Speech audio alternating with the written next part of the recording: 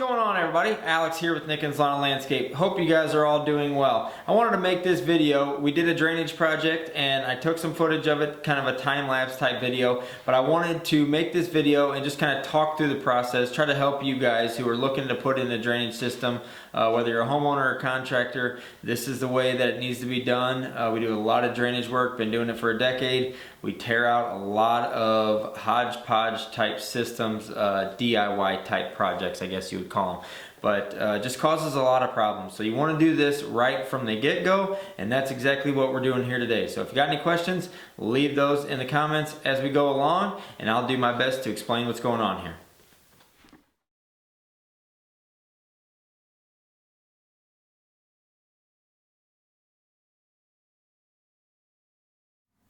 The first thing that we always do before we stick any shovels or trenchers in the ground is paint out exactly where we want our pipes to go. That'll give you a good idea of how you need to start your project and where you may run into some issues. It also shows you exactly where you're going to cross your utilities.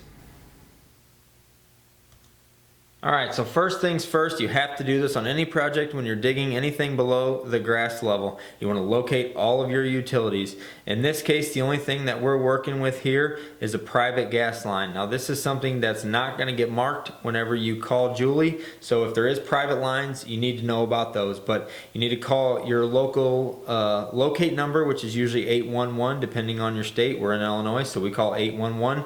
They come out and they mark all of the utilities that are public. And like I said, anything private, you're going to have to locate on your own. So definitely need to ask the homeowner, or you know, if it's your house, if you need to know where that kind of thing is at. But definitely need to locate all public and private lines. So then what we're doing here is getting started around the base of our gutters. This isn't the beginning of our run, but it's the same process for everything. So we started here. This has the sump pump kind of tying into it. And this is exactly what I was talking about whenever I said hodgepodge systems.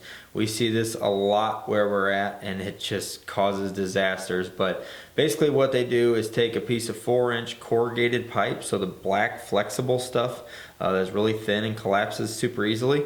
They take that stuff, they cut a hole in it, and they shove a piece of PVC pipe in it that comes from the sump pumps. So you can see that here if you look at the piece we just tore out. Not a good way to do it.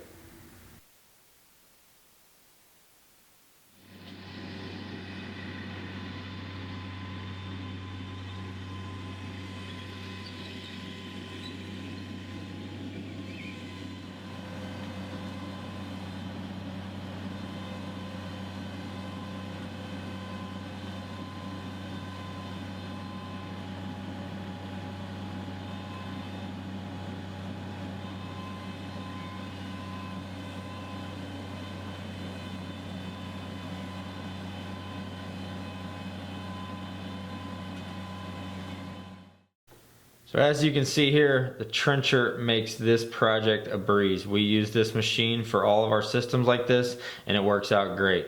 And right here is where we're going to be crossing our gas line. You'll see he raises up the trencher a little bit, even though we hand dug.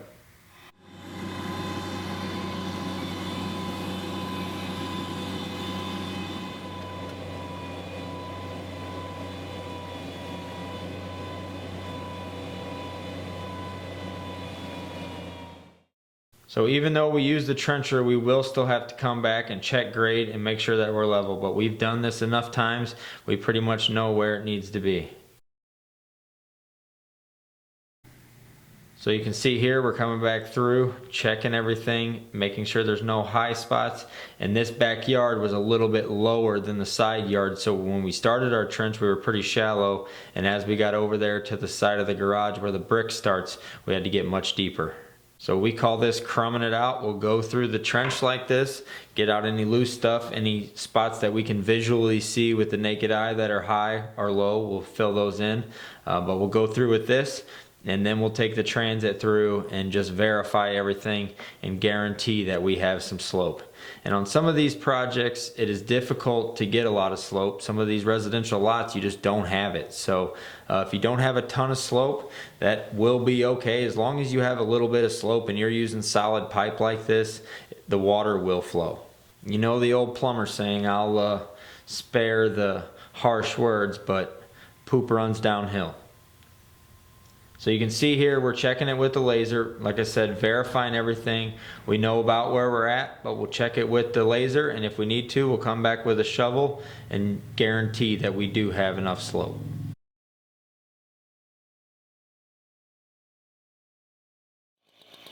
So everything that we're using here is Schedule 35 pipe and fittings. All this pipe is the green or the bluish color here, and then all of our fittings will fit onto this pipe. So if you're going to go to Lowe's or Home Depot, if you've never done this before, there's only going to be one style of fitting that fits onto these pipes, and those are what you need.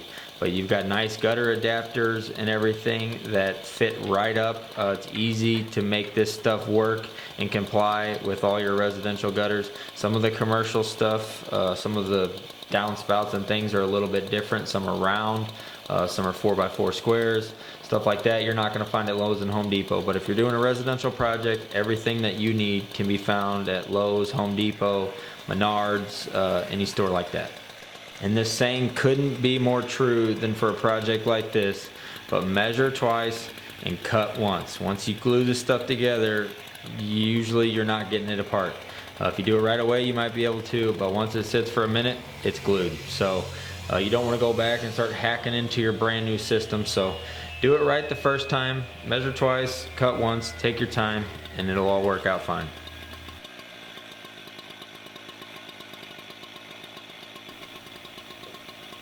Alright, so this is the way we prefer to do it. It's a buddy system, if you would. You got one guy that stays down there on his knees pretty much, putting the pipe together and checking measurements, and you've got one guy that's ready to grab any parts needed or make a cut. So he's grabbing pipe, grabbing fittings, making cuts, grabbing the glue, doing whatever he can, while the other guy stays over there and is actually kind of putting the system together, so to say.